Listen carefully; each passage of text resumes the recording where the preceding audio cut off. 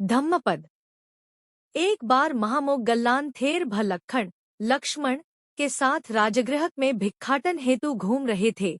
घूमते घूमते महामोगल्लान मुस्कुराए, परंतु बोले कुछ भी स नहीं। वे भिक्षा लेकर वापस विहार में आ गए। वहां पर महामोगल्लान ने थेर लक्ष्मण को बताया कि वह रास्ते में भिक्षाटन करते वक्त न हंस दिए थे, क्योंकि वहां पर उन्होंने एक ऐसा प्रेत देखा था जिसका सिर तो मनुष्य का था परंतु धड़ सर्प का था। भगवान तथागत राजगृह के वेणुवन में ही थे।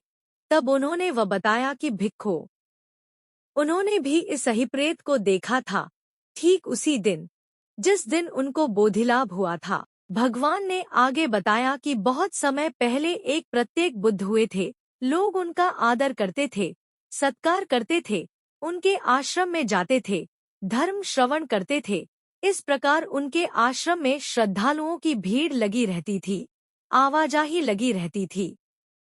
लोगों को इनके आश्रम में जाने के लिए एक खेत को पार करना पड़ता था।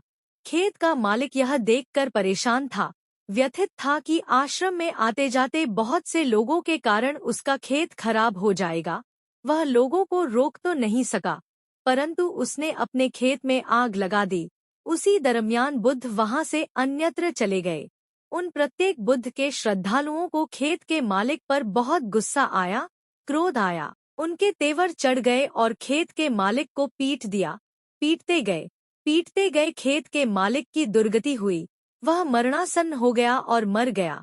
अपनी मृत्यु के उपरांत वह खेत का मालिक अवीची नरक में एक प्रेत के रूप में उत्पन्न हुआ। उसके पाप कर्मों ने फल दिया। भगवान बोले, भिक्खो, कोई भी पाप कर्म जल्दी फल नहीं देता है।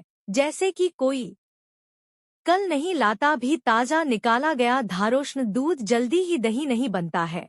पाप कर्म जो राख से ढकी हुई ऐसी अग्नि की माफिक है, जो दिखती तो नहीं है परंतु दहकती रहती है और जलाती रहती है। ये पाप कर्म मूर्ख व्यक्ति को राख से ढकी हुई अग्नि के समान जलाते हुए प्रच्छन्न रूप में उसके साथ रहते हैं, उसका पीछा करते हैं।